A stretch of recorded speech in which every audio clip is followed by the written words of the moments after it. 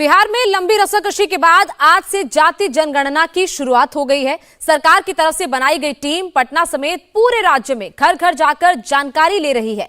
अभी सिर्फ पहले चरण का काम शुरू हुआ है, जो कि आज यानी कि 7 जनवरी से शुरू हुआ।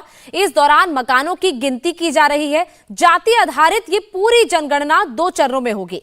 पहले चरण का काम 21 जनवरी तक चलेगा, वहीं दूसरा चरण 1 से 30 अप्रैल तक चलेगा, जिस दौरान जाति और उपजातियों से जुड़े हुए डिटेल्स जुटाए जाएंगे। इस पूरे सर्वे में बिहार सरकार ने शिक्षकों और आंगनबाड़ी कार्यकर्ताओं समेत 2 लाख लोगों को ड्यूटी पर लगाया है। ये पूरी प्रक्रिया इस साल मई तक पूरी होने की उम्मीद है, जिसके बाद इसकी रिपोर्ट भी सामने आएगी।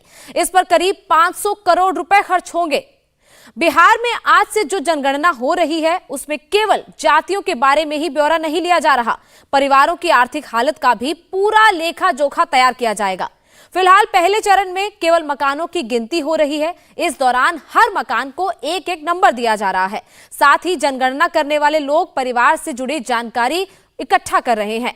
सर्वे करने वाली टीम फॉर्म लेकर लोगों के घरों तक पहुंची है और उनसे पूछा जा रहा है कि उनके घर में कितने लोग हैं, घर का मुखिया कौन है, इसमें कौन घर में रहता है और कौन कमाने के मकसद से बाहर रहता है। इन सारे सवालों के जवाब इस सर्वे के पहले चरण में लिए जाएंगे। वहीं दूसरे चरण यानी कि 1 अप्रैल से जो चरण शुरू होगा, उसमें क्या क्या होगा वो भी आपको बताते हैं। इस दौरान लोगों की मूल जाति के बारे में पूछा जाएगा, उनसे उनकी उपजाति के बारे में सवाल पूछा जाएगा और उसकी गिनती की जाएगी। साथ ही लोगों की आर्थिक हैसियत की भी जानकारी उनसे ली जाएगी।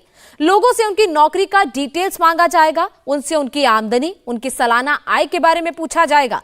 हर परिवार में नौकरी करने वाले कितने लोग हैं, उस फॉर्म में उनसे यह भी पूछा जा सकता है। तो 2 चरणों में होने वाली ये जाति जनगणना 30 अप्रैल यानी तक हो जाएगी और मई तक ये काम पूरा हो जाएगा।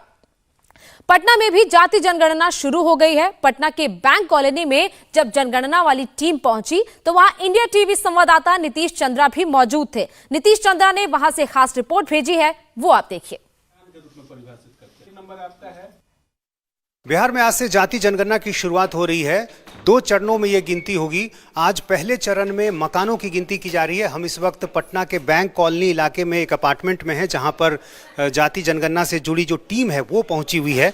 और यहां पर देखिए टीम के लोग एक घर के अंदर हैं और यहां पर उससे संबंधित जो जानकारी है वो पूछी जा रही है। एक पूरा फॉर्मेट है यहाँ पर, आप देखिए।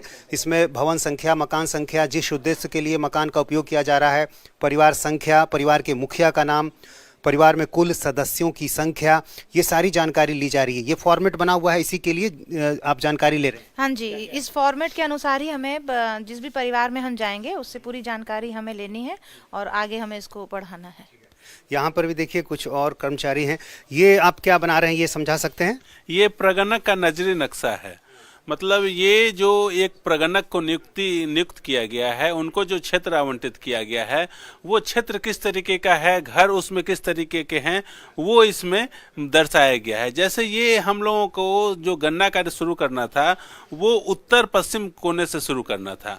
तो उत्तर पश्चिम कोने का ये प्रथम भवन है, जो प्रथम आपका इंफ्रास्ट्रक्चर है, जो प्रथम बिल्डिंग है वो है। तो उसको हम लोगों ने ये बॉक्स से, अगर पक्का मकान अगर है तो हम लोगों ने उसे वर्ग के रूप में सूचित किया है। वर्ग का अर्थ हो गया कि वह पक्का मकान है और उसके अंदर 1 से 25, उसके अंदर जो ये 1 लिखा हुआ है, इसका अर्थ है कि ये भवन संख्या है। अर्थात यह जो अपार्टमेंट है उसका भवन संख्या 1 है और इसमें 1 से लेके 25 तक के इसमें फ्लैट हैं। ये जो हर एक फ्लैट है, हम लोग फ्लैट को एक अलग जनगणना मकान के रूप में परिभाषित करते हैं। ये आप देखिए, बिहार जाति आधारित गणना 2022 प्रगणक नजरी नक्शा। तो एक नक्शा भी साथ साथ तैयार किया जा रहा है और उसमें ये बताया जाएगा कि किस तरह से जो भवनों की संख्या है वो इसमें दर्शाई गई है। यहाँ जो मकान के मालिक हैं वो भी हमारे साथ हैं। आज से शुरुआत हुई है, क्या क्या जानकारी आपसे ली गई?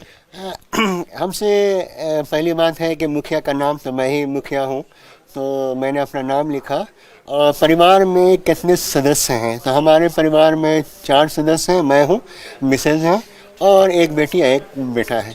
ये सारी जानकारी ली जा रही है। शुरुआत हो गई है जाति जनगणना की। लंबे समय तक इसको लेकर बिहार में राजनीति हुई है और अब पहले चरण में 15 दिनों तक मकानों की गिनती होगी और उसके बाद 1 अप्रैल से लोगों की जाति पूछी जाएगी कि वो किस जाति हैं और उसके बाद एक आंकड़ा आएगा, उसको सार्वजनिक किया जाएगा। 500 करोड़ का बजट रखा गया है और माना जा रहा है कि इस जाति जनगणना की जब रिपोर्ट आएगी तो उसके बाद एक नए तरह की राजनीति देखने को मिलेगी।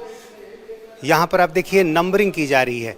ये लाल स्केच से मकान का नंबर यहाँ लिखा जा रहा है। जिस मकान की गिनती होगी वहाँ उसको नंबर दिया जाएगा। ये आपने 2 नंबर दिया है? हाँ, क्योंकि इस भवन में मैं दूसरे मकान में यहाँ पर आई हूँ, इसलिए इसका दूसरा नंबर दिया गया है। अच्छा, और अपार्टमेंट का भी कोई अलग से नंबर? हाँ, अपार्टमेंट का भी एक नंबर है, वो भवन नंबर में आता है, तो उसको हम दे चुके हैं और वो हम भवन इसके अपार्टमेंट के गेट पर दिए हुए हैं। तो इस तरह से एक पूरी प्रक्रिया बनाई गई है कि किस तरह से गिनती की जाएगी। 2 लाख कर्मचारियों को इसमें लगाया गया है। इंडिया टीवी हर वक्त हर जगह डाउनलोड करने के लिए सर्च करें India TV news Google play store या ऐप स्टोर पर।